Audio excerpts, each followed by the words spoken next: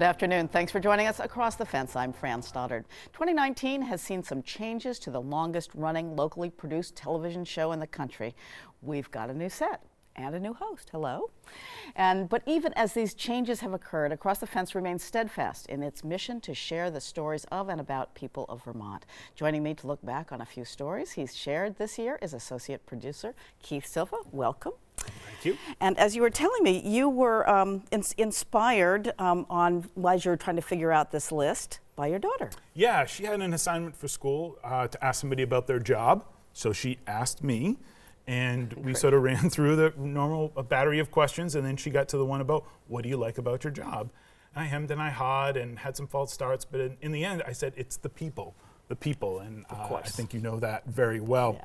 And one of my favorite interviews from this year was with Sal Chiarelli, the director of UVM's physical plant. He wanted to show me a new housing project that he was building on campus that's strictly for the birds. Sal Chiarelli is a wood turner, and sometimes he makes mistakes. Sometimes you become impatient and you always try to take that one last cut, maybe to make the bowl a little thinner or something like that. And sometimes you pop a hole in the bottom and you're like, oh my God, I just ruined this thing, What Chiarelli's done is turn those mistakes into birdhouses or works of art. He's not 100% sure. I don't know if I'll ever consider myself an artist, but I'm a guy who knows how to put some stuff together. Wood turning affords Chiarelli creativity that he doesn't always get in his day job. What is your day job? I'm the director of physical plant at UVM. UVM's physical plant maintains over 6 million square feet of facilities, from classrooms and research laboratories to offices and athletic fields. It's on an old athletic field where our story takes a turn. UVM's physical plant needed a new storage facility. Chiarelli saw an opportunity to reuse an old field that hadn't been played on for some time. UVM used to have a football team, as we know. They were undefeated since 1974, right? And the bleachers that were there were huge. I mean, they seated 5,000, 6,000 people. I thought it would be a nice thing to make one of these birdhouses for the university using that wood. 3 of my kids went to UVM, so I have a real connection between working there. I'm really dedicated to the university and grateful. And so this is kind of like a full circle thing with not only myself, but also with the wood. Even though the bleachers are gone, the story lives on. The story does live on, or should I say, stories. The birdhouse Sal built topped off at 15 feet. It has a copper roof, a spacious interior, and 4 openings for families of birds. So the next time you're on campus, take a walk behind the Jeffords building and see Sal's work. Okay, it's a great story. Lucky birds. I love that story. I love Sal. And now here's a transition that is pure Keith Silva. Oh, okay. From the birds to the bees. Ah, very nice, very nice. Who's better than you?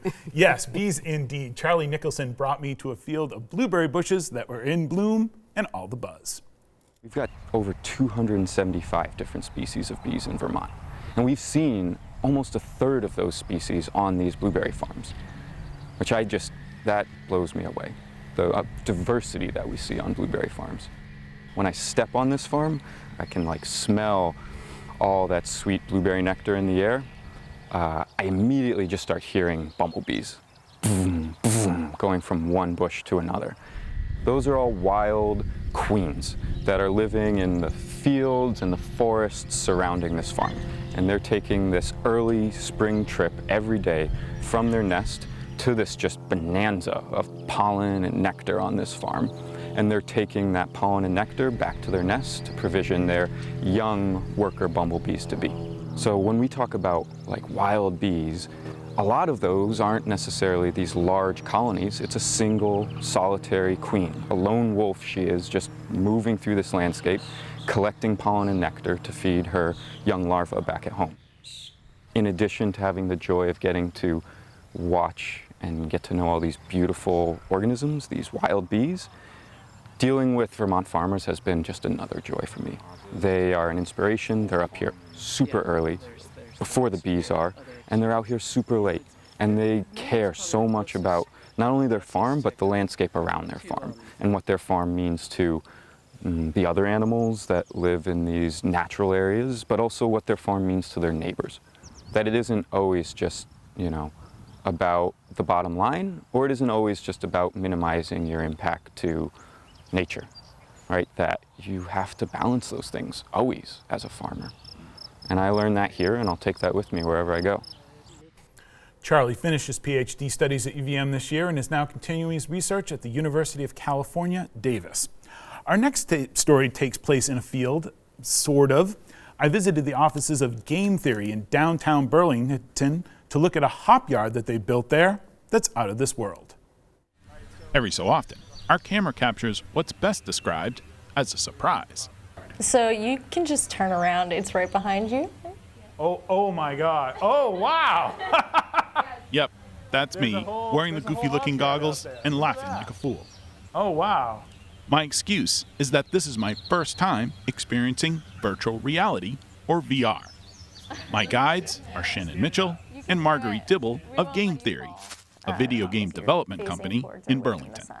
VR is basically a way to take a screen and put it right up close so it fully encompasses your sort of ocular view, and it makes it feel like you are immersed in a game environment. The first thing you'll notice is this cool headband. It's attached to the goggles, so it actually has two lenses here, one for each of your eyes, and it offsets it a little bit. So what each eye is seeing is a little bit different, which gives you that 3D effect.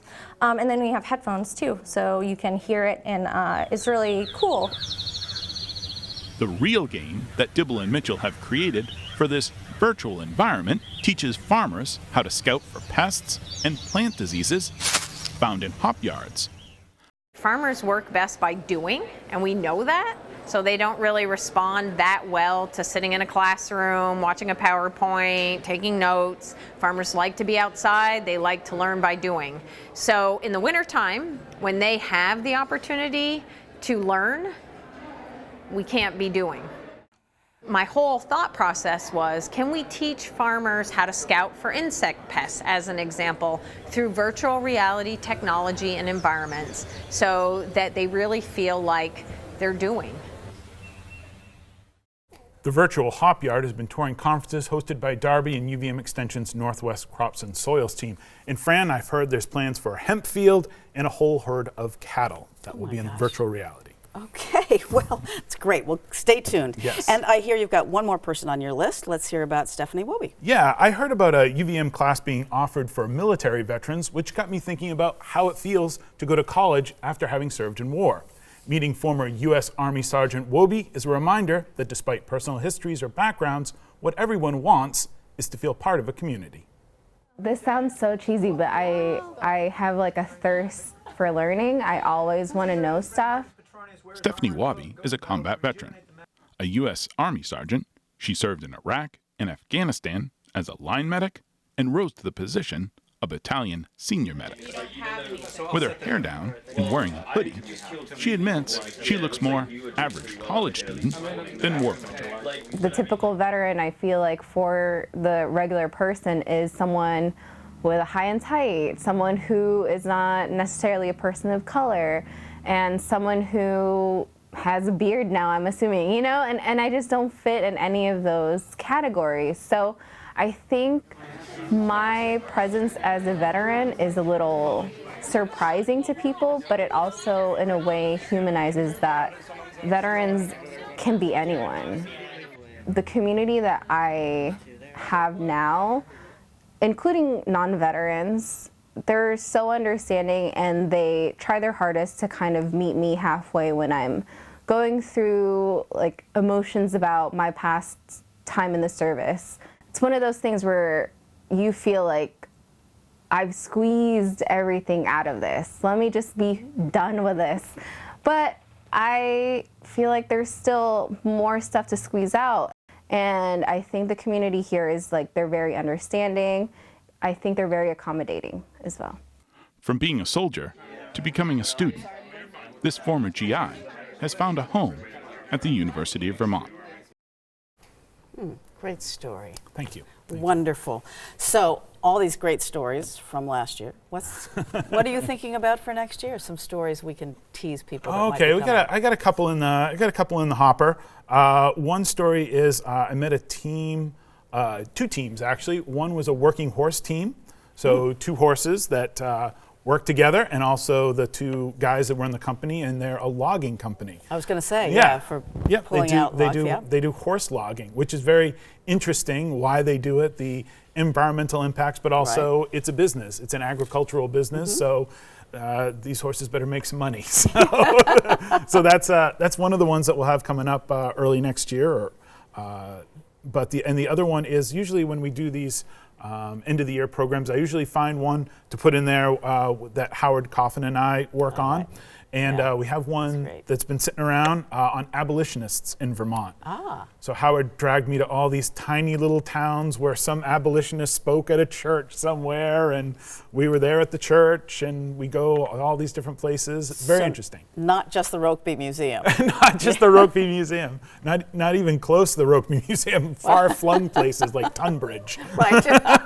Okay. Well, it Yes. was probably happening all over. It was. Let's hope so. Yeah. Let's hope so. Only Howard can find those spots. Thank God. I would be lost. Because I bet in the winter it's a little tough because it's cold out. I mean, you're going to go out and do the horses, but Yes. Well, the horses we already shot the horses. oh, okay, good. We already shot the horses. So, but yeah, we got lots of good stories coming up, and we'll share them here with you. Okay, Keith, thank you so much for the look back and all of the terrific stories that you bring to us. You are such a great storyteller. Oh, wow. Across the Fence is very lucky to have had you for so many years. Enough. Thank you. And that's our program for today. Thank you for joining us Across the Fence. I'm Fran Stoddard. Happy New Year.